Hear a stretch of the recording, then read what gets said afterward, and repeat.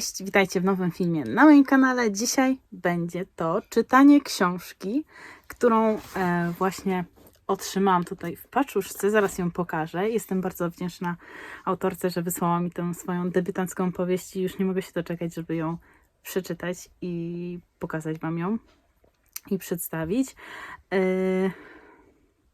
Nie mogę się już naprawdę doczekać, więc ten film to będzie taki vlog czytelniczy właśnie z czytania książki, którą dostałam, a teraz pokażę Wam, co było w paczuszce.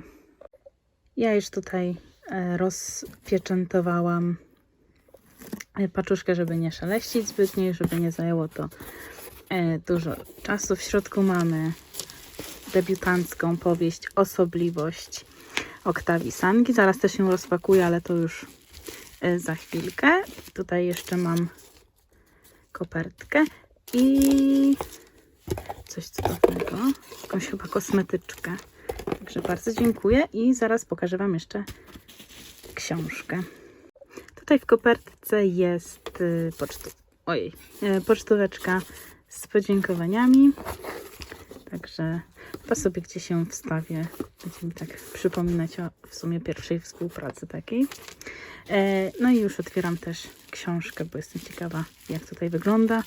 Bo po zapowiedziach, które oglądałam chyba milion razy, jestem w niej zakochana i wiem, że to jest pierwszy tom z chyba trylogii, z tego co dobrze kojarzę. I tak dobrze widziałam, że na stronie tej autorki przedpamięć.pl zobaczyłam właśnie, że jest to trylogia, czyli dobrze zapamiętałam.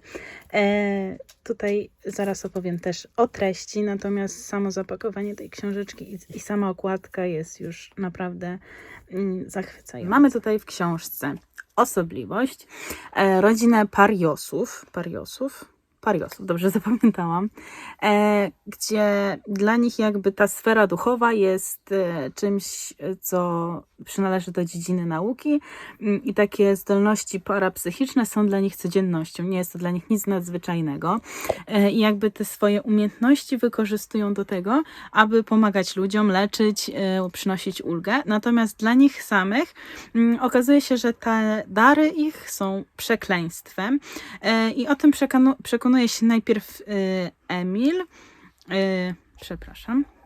pomyliłam imiona. Najpierw przekonuje się o tym Orest, potem Emil, a na końcu Andra, która już jest taką mieszanką, że prawdziwość jej natury nie może być rozpoznana przez żadnego z pariosów. Naprawdę jestem tego ciekawa, więc za chwilę zabieram się już do czytania i będę pochłaniać na pewno tę książkę. Obawiam się, że tak mi się spodoba, że nie będę mogła doczekać się kolejnych tomów, bo już sam opis tej książki mnie bardzo do siebie przekonuje. No i jeszcze chciałam powiedzieć, że ta książka będzie miała swoją premierę 4 kwietnia. Jeżeli chcecie się dowiedzieć o tej książce więcej, to polecam Wam Instagram autorki oraz stronę właśnie, o której już wspominałam, przedpamięć.pl. Ja linki i do Instagrama, i do strony zostawię w opisie, bo na stronie możecie dowiedzieć się więcej, a na Instagramie możecie zobaczyć przecudowny trailer książki, który mnie od razu kupił i naprawdę jestem zachwycona. Także do zobaczenia w kolejnych update'ach czytelniczych a propos tej książki i widzimy się długo. Opakowałam już książkę, żeby się nie zniszczyła, w mój otulacz do książek. Nie wiem, czy taka jest profesjonalna nazwa. I przeczytałam już prolog. I prolog jest takim wprowadzeniem właśnie do świata rodziny Pariosów. Czy dobrze zapamiętałam nazwisko? Tak. Do świata rodziny Pariosów. Poznajemy tutaj Oresta oraz babcię Oresta. I babcia Oresta mnie już kupiła. Orest jakby ogólnie cała rodzina Pariosów nie lubi słońca. Nie lubi nic związanego ze słońcem, dlatego wolą ciemniejsze klimaty i noc to jest taki ich żywioł. No i generalnie Orest był lekarzem okulistą. No i on lubi w takim mroku pracować, więc to jest idealne pod tą pracę, bo mu to pomaga. Ogólnie cała rodzina Pariosów gdzieś tam jest farmaceutami, lekarzami, terapeutami i robią to w takiej otoczce ciemności, co też wspomaga, jakby to jest w tej książce napisane, że wspomaga ten efekt, bo daje efekt placebo często właśnie tym ludziom, którzy przychodzą do nich po pomoc. No i babcia Oresta mnie urzekła. Nie ma tu chyba jej imienia. Ale babcia Oresta była farmaceutką i tak bardzo kochała tę swoją pracę jako farmaceutka, że aż urządziła na strychu swoją własną małą apteczkę, tylko nie sprzedawała tam żadnych rzeczy, a po prostu jakby miała swoje unikatowe egzemplarze i wyobrażała sobie właśnie osoby, które do niej przychodzą i opowiadają o tych problemach, bo zastanawiała się w głównej mierze, jak wyglądali pacjenci, którzy spożywali te leki, po których buteleczki ma u siebie w kolekcji. Także jak na razie początek książki zapowiada się super. Jestem zachwycona początkiem i jak na debiut to naprawdę polecam. No i mam już czytelnika, który po mnie będzie czytał tę książkę, bo zaczęłam czytać. Moja mama poprosiła, żebym jej też trochę przeczytała, więc przeczytałam jej kawałek początku i powiedziała, że jak tylko skończę, to też będzie czytać. Także mam kolejnego czytelnika dla tej książki. No i więcej opowiem, jak już będę trochę dalej o moich odczuciach. Jak na razie jest świetna. Ale na razie jest początek, więc na razie sobie tak też nie będę zaburzać opinii. Na razie mi się bardzo podoba i wciąga. Więc nie mogę się doczekać, aż poznam dalsze przygody rodziny Pariosów. Jestem już po pierwszym rozdziale i bardzo podoba mi się styl, w jakim jest napisana ta książka.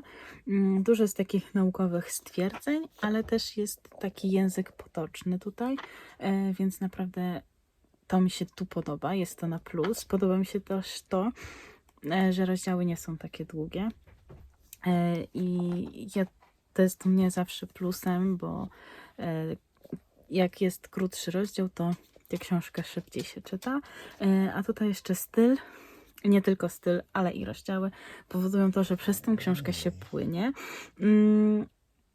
Więc na pewno bardzo szybko ją przeczytam. Jest nieziemska historia rodziny Pariosów, jest zachwycająca.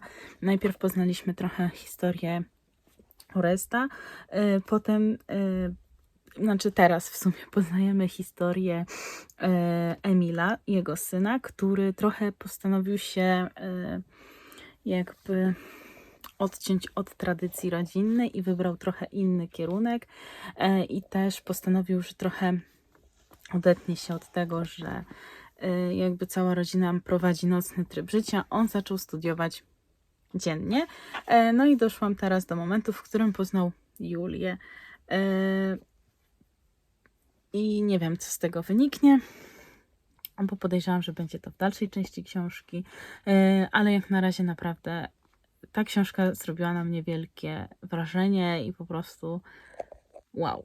Więcej takich książek muszę poznać i już wiem, że będę wyczekiwać na pewno 2 kolejnych tomów, bo jak na razie ten tom sprawia, że chcę więcej i więcej.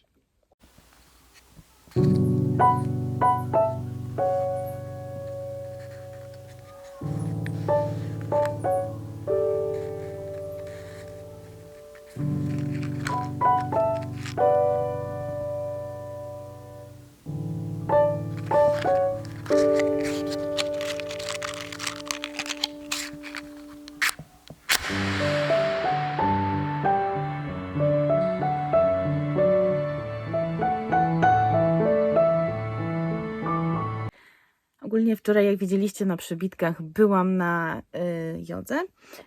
Uwielbiam te zajęcia i te zajęcia dały mi wiele spokoju i wiele takich dobrych emocji, więc to mi się podoba, że wybrałam się jednak na tą jogę, bo wczoraj myślałam, że daruję sobie, bo bolała mnie głowa, ale stwierdziłam, że nie, że te zajęcia pomogą, faktycznie pomogły.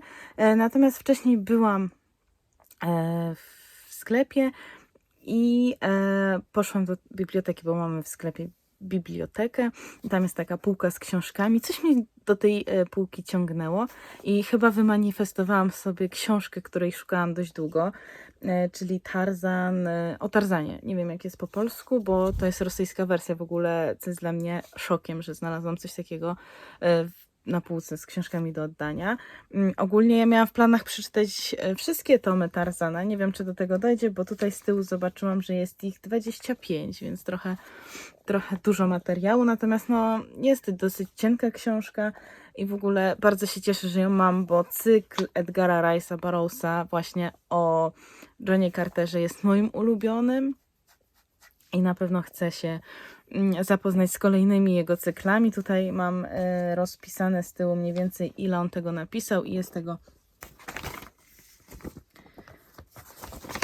I nie umiem się garnąć. Jest tego sporo. Na pewno jest 11 tomów o Johnie Carterze. Mam jeszcze jeden jego cykl składający się z 7 tomów. Jest Tarzan, ale o Tarzanie cykl to już chcę zapoznać się właśnie z pierwszym tomem, które na szczęście udało mi się zdobyć i wtedy zadecyduję, czy będę chciała czytać, czy nie.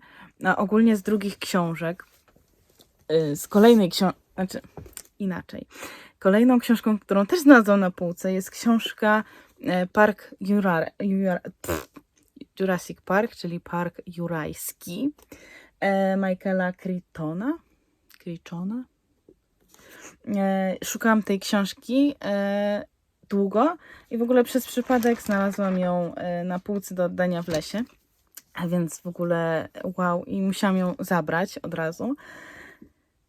Więc sporo książek, które chciałam ostatnio, pojawiły się u mnie na półkach, natomiast teraz czytam cały czas, znaczy w sumie cały czas. Wczoraj zaczęłam Osobliwość Octavii Sandy, znaczy serię Przedpamięć, tą pierwszy, czyli Osobliwość.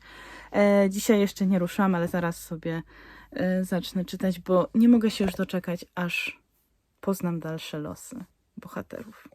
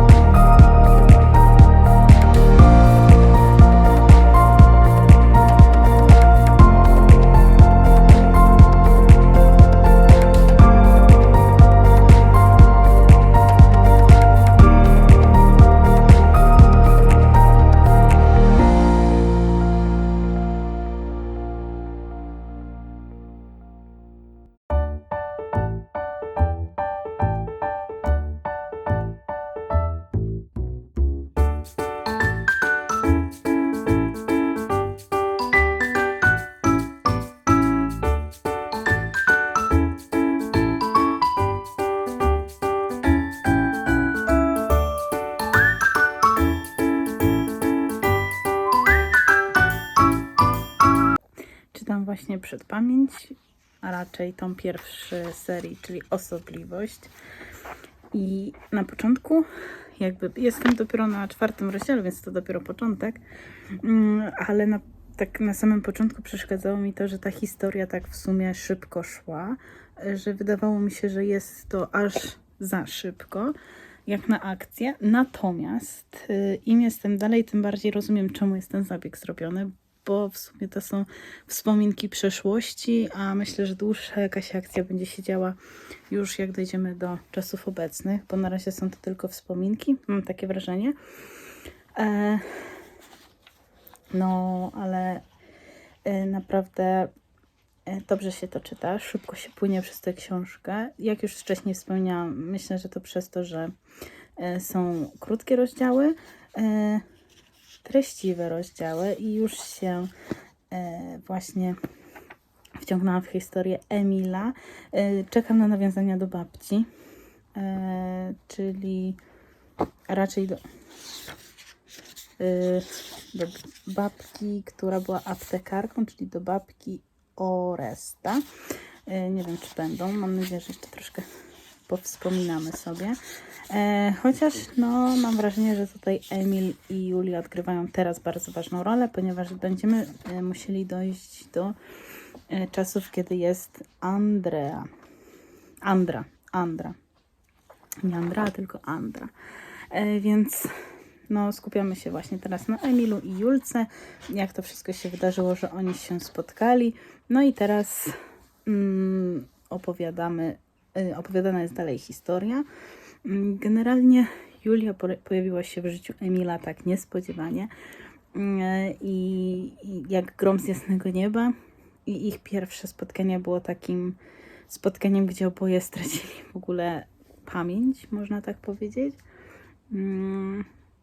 Natomiast no, Julia się nie dała łatwo spławić i weszła w to życie Emila od razu, a Emil trochę tak biernie się temu wszystkiemu przyglądał i trochę ta sytuacja, mam wrażenie, działa się trochę obok niego i on się nawet nie zorientował, kiedy tak wpadł w to wszystko. Jestem naprawdę ciekawa, co będzie dalej, więc już zabieram się dalej do czytania, ale musiałam się podzielić właśnie tą informacją, bo później bym pewnie zapomniała Wam wspomnieć o moich odczuciach, a chcę opowiedzieć Wam o nich jak najbardziej i jak najlepiej to zrobić.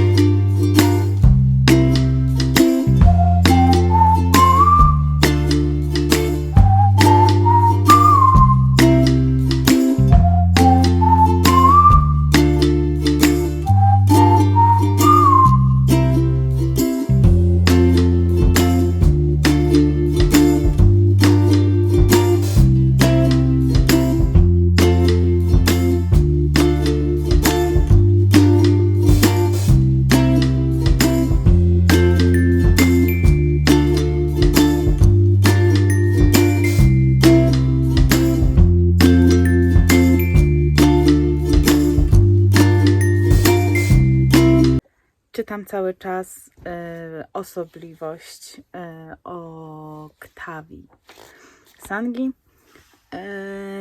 i coraz bardziej podoba mi się rodzina Pariosów.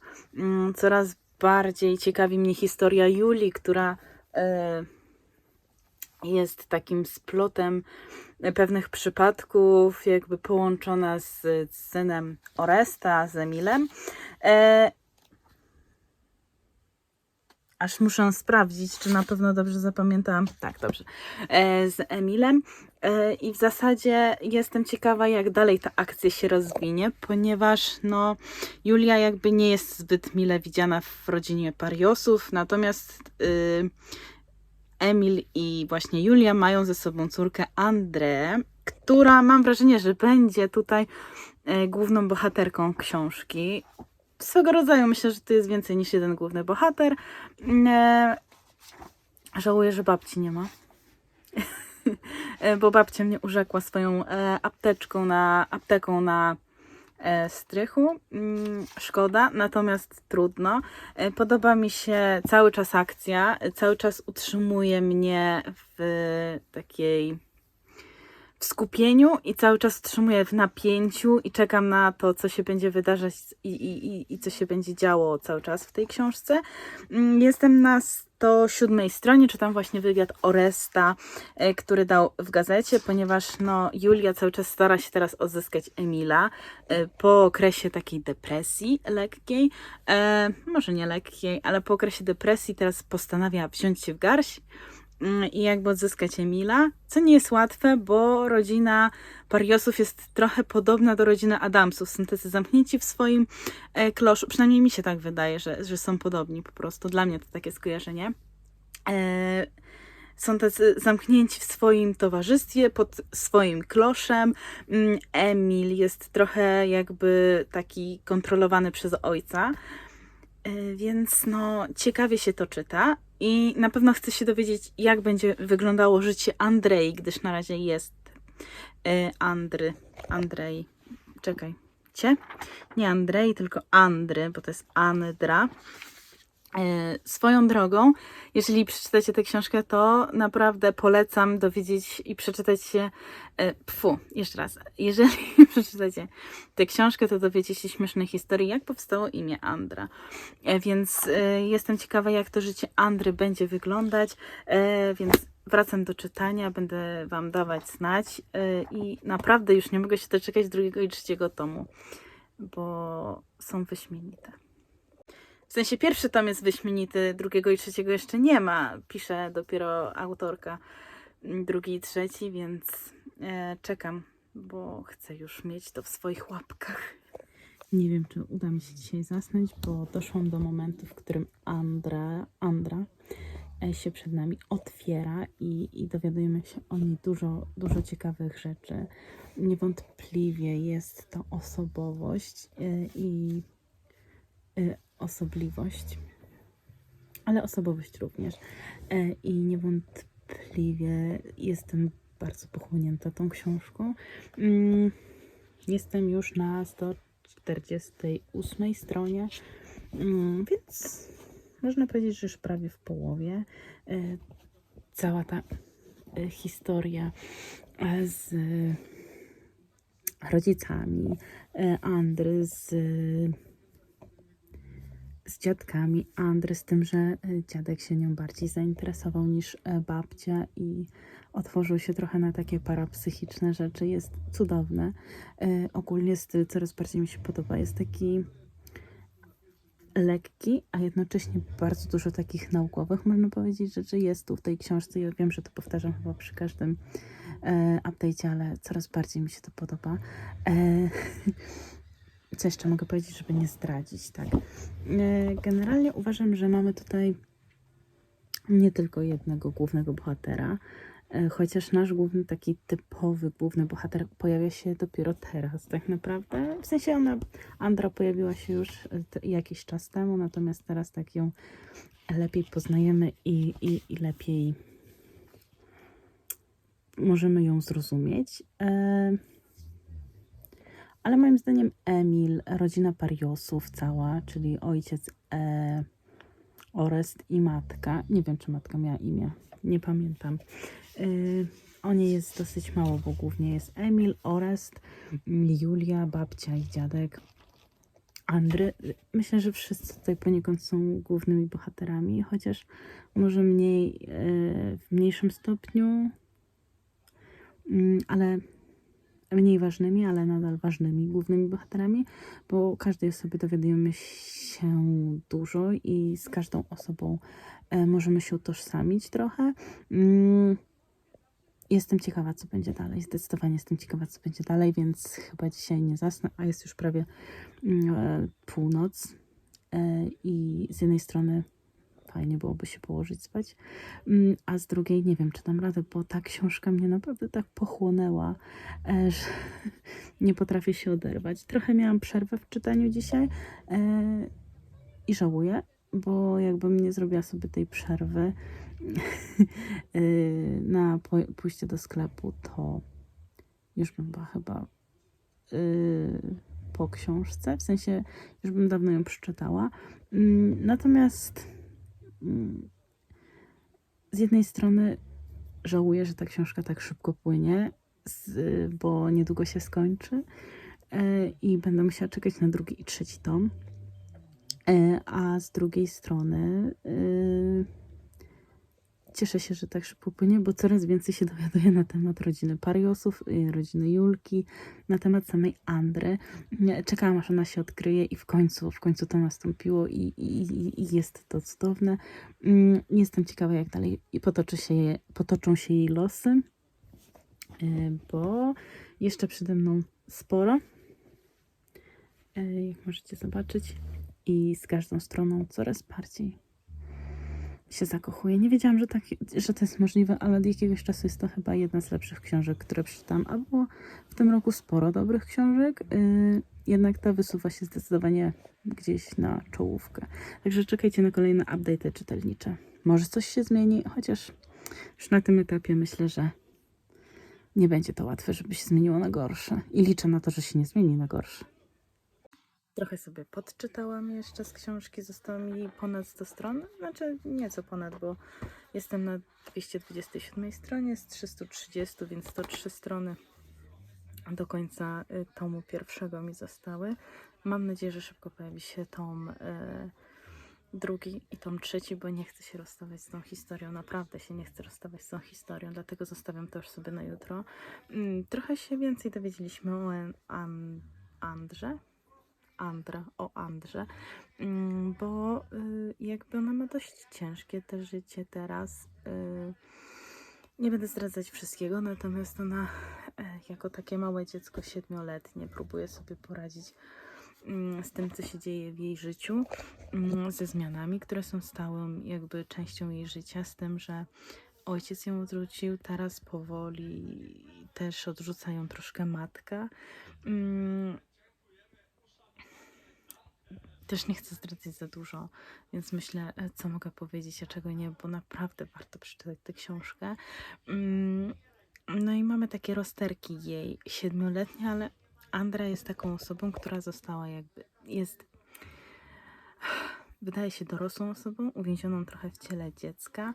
Jest nad wiek rozwinięta, w sensie umysłowo bardziej, bo cały czas wygląda jak dziecko, natomiast jest bardzo rozwinięta, interesuje się nauką i nie tylko, chce się uczyć i chce też stać się lekarzem. Trochę w jej życiu się pozmieniało, trochę się zrobiło takich przykrych sytuacji, z którymi ona też nie umie sobie do końca nadal poradzić. Mam wrażenie, że spotkanie z ojcem albo dziadkiem, albo babcią ze strony Pariosów byłoby tutaj większym, lepszym rozwiązaniem, natomiast niestety wszystko jakby nie wiem, jak to powiedzieć, ale wszystkie jakby rzeczy powodują, że no nie spotyka się z nimi. Też jej mama trochę ją odcina od Pariosów, chociaż chciałaby coś więcej z jej ojcem, w sensie z ojcem Andry. No i tak to się dzieje u Andry w życiu. Trochę pomieszania, trochę stabilności, bo jednak z mamą ma i dobre relacje, taka sinusoida jest tych relacji. Bardzo mi się to podoba, naprawdę jak na debiut jest to świetnie przemyślana książka, bardzo przemyślana, świetnie napisana, w dobrym stylu. To, że jest taka naturalna trochę, jakby to się działo w prawdziwym życiu, a jednocześnie dużo naukowości tu mamy. Bardzo mi się podoba, więc na pewno jutro przyjdę. Dla Was to będzie chwila, dla mnie to będzie kolejny dzień. Przyjdę już z podsumowaniem tej książki. kurczę, korci mnie, żeby ją dziś dokończyć. Natomiast jest już po 1 w nocy i biję się z myślami, bo ja ogólnie nie chodzę wcześniej spać, natomiast to już by była przesada chyba, jakbym jednak poświęciła cenne godziny snu na to, by przeczytać książkę, chociaż dla takiej książki warto chyba zarwać nockę. Więc jeszcze się pobiję z myślami, ale nie wiem co zrobić. Muszę się zastanowić, czy chcę dokończyć historię Andry na ten moment, czy chcę sobie zostawić to na jutro.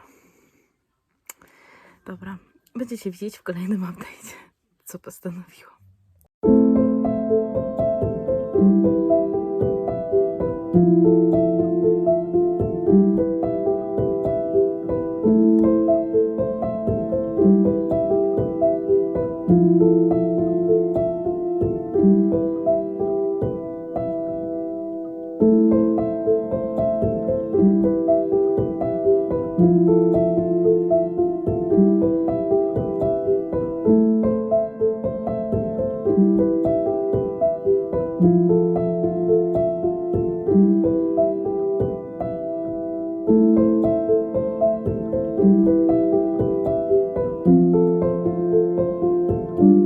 Przychodzę już z takim oficjalnym zakończeniem filmu i z takim zakończeniem opowiadania o książce Przed pamięć, tą pierwszą osobliwość.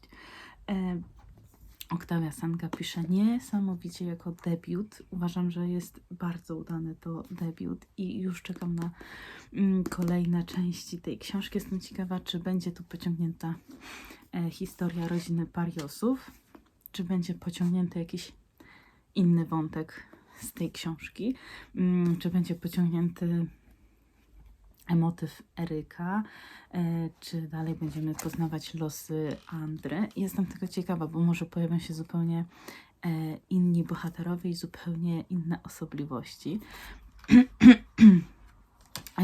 Z tego, co tutaj nawet jest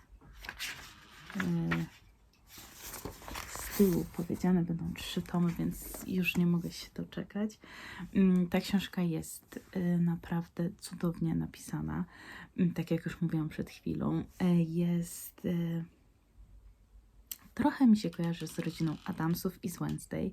I nie jest to złe porównanie, bo nasza Andra jest taką trochę Wednesday.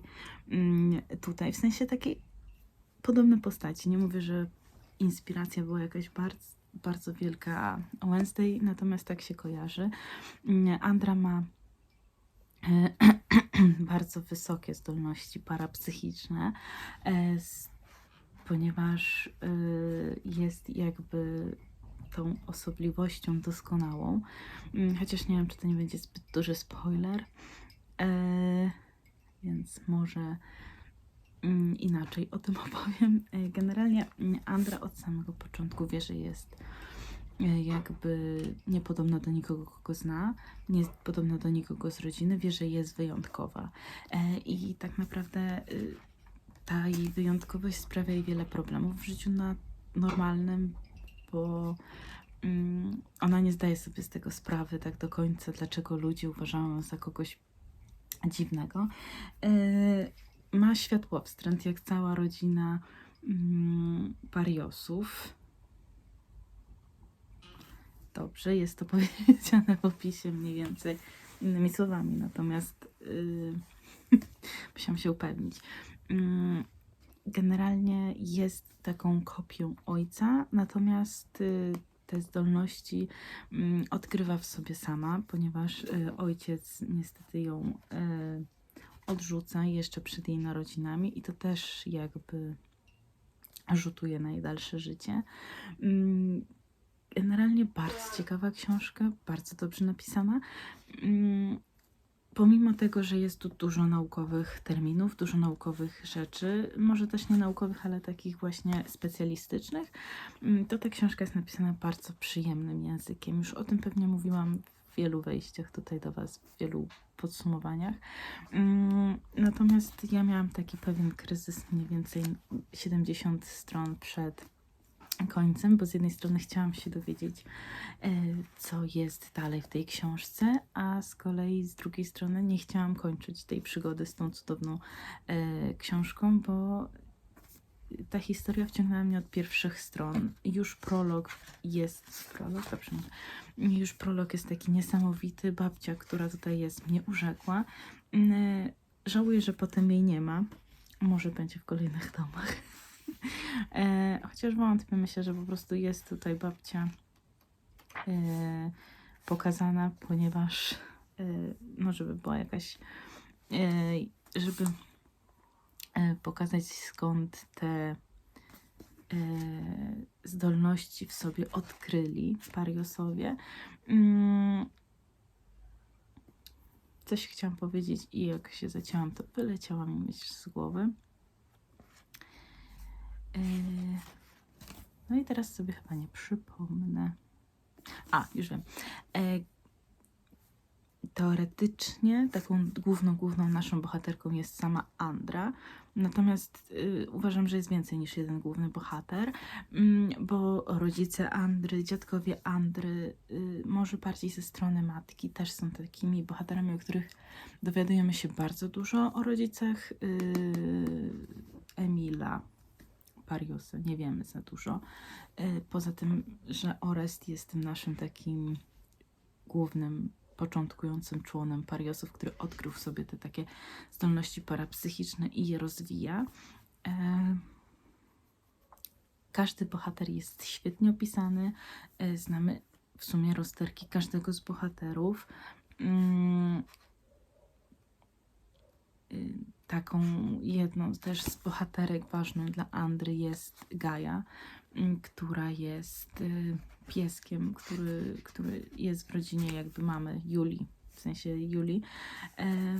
No i w zasadzie polecam każdemu przeczytać tę książkę, bo takie emocje na mnie wywarła, że teraz muszę napisać recenzję o niej, a uważam, że i tak ta recenzja będzie słaba w porównaniu do tego, jakim cudem jest ta książka. Mam nadzieję, że kolejne części nie będą odstawać poziomem i będą tylko lepsze i lepsze. Ale naprawdę Octavia Sanga ma wielki talent i będę polecać tę książkę każdemu, bo jest to książka, która wtargnęła w moje czytelnicze życie z buta i nie chcę stamtąd teraz na pewno odejść i no jest super. Wiem też, że w tym vlogu się zbyt dużo nie działo, ale tak naprawdę tak pochłonęła mnie ta lektura, że też nie miałam na nic ochoty. Trochę pokazuję Wam książek, które widziałam w Carrefourze, trochę też takich moich codziennych rzeczy. I mam nadzieję, że nie przynudzałam trochę. Chciałam więcej pokazać, natomiast no, głównie pracowałam albo czytałam i rzadko wychodziłam. Poza wyjściem z psem, natomiast no, nie będę każdego wyjścia z psem nagrywać. Więc z takich ciekawszych rzeczy nic się nie działo, a ja dziękuję Wam za obejrzenie tego filmu. Wpadajcie na stronę przedpamięć.pl, zostawię linki w opisie do Instagrama Octavii oraz do strony, gdzie będziecie mogli zakupić tę książkę już 4 kwietnia. Także dzięki za obejrzenie tego filmu jeszcze raz. Do zobaczenia w kolejnych. Cześć!